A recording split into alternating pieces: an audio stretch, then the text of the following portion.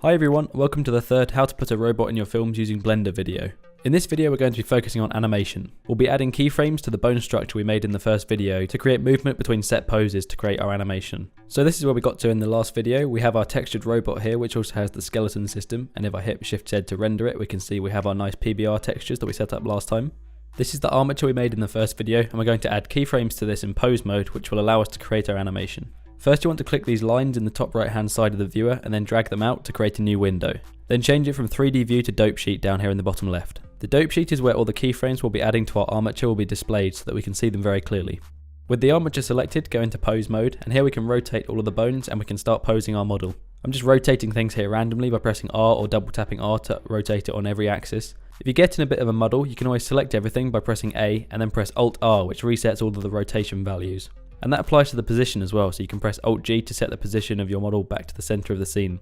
So to start adding our keyframes, we need to come down to this box here and choose what we want to add keyframes to. You can also do this by pressing I, and then it will bring up a similar menu, but with this you have to click each time you want to add a keyframe, whereas if we specify what keyframes we want to add in the box, then we only have to tap I each time to add a keyframe. I'm going to choose Lock Rot, which stands for location and rotation, and they should be the only keyframes we'll need. So to start, select everything by pressing A and then press I, which will add a keyframe to every bone. And this will be the first pose in our animation where we want it to start from. If I open some of these up, you can see each bone has a keyframe for the X, Y and Z, rotation and location. Next we have to add a second pose, and you want to scroll along the timeline slightly to where you want the next pose to begin. Bear in mind that there's 25 frames in every second, so you have to keep that in mind for timings. You can always change the spacing between the keyframes later, but it's helpful to get them more or less right the first time.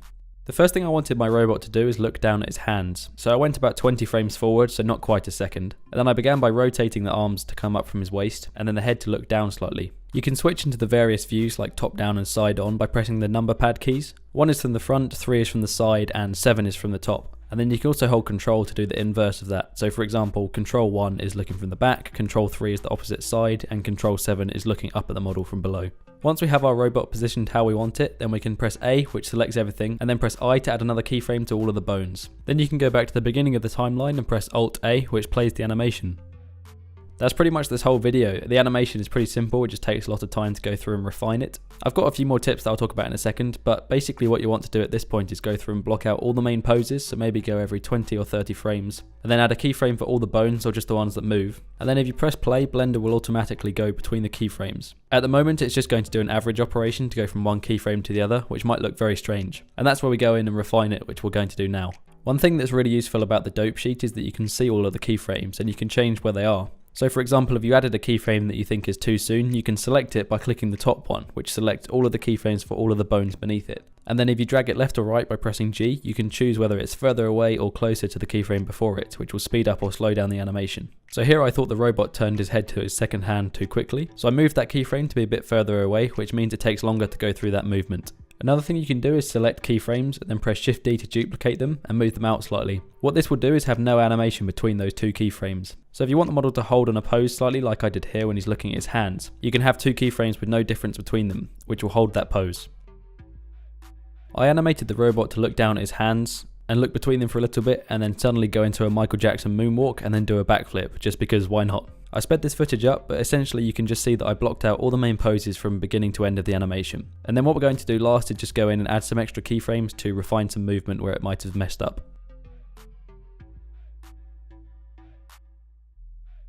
So this is the animation without any refinement, just going between the key poses, and you can see that it's pretty close to being done. In an ideal situation, you want to try and use as little keyframes as possible. This is because if you want to go back later and change something, if you have hundreds of keyframes, it's going to be a nightmare moving them all around. Whereas if you have one every 5 or 10 frames, it's a lot more simple to go in and just change one small detail.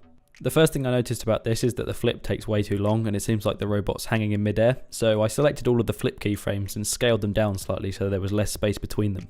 Then I just moved them back into place on the dope sheet and the flip was nicely timed. The other thing I noticed is that between keyframes the feet in the moonwalk were actually going through the floor. The green line by his feet are actually where the floor is in sideways on view, so you can see that his toes are actually clipping through the floor at the moment. All I did here is go between the two keyframes and then rotate his feet to go back so that they're not clipping through the ground, and then add another keyframe. If you're just changing small details like this, there's no need to add keyframes to every bone in the body, so what you can do is just press I to add a keyframe to the foot after you've rotated it. The only other thing I have to say for this is take your time and pay attention. Make sure all of your keyframes are spaced nicely so that the movement looks natural, and that's pretty much the whole animation stage. I hope this video was useful, thank you very much for watching. Make sure you come back for tomorrow's video, which is going to be focusing on lighting and rendering.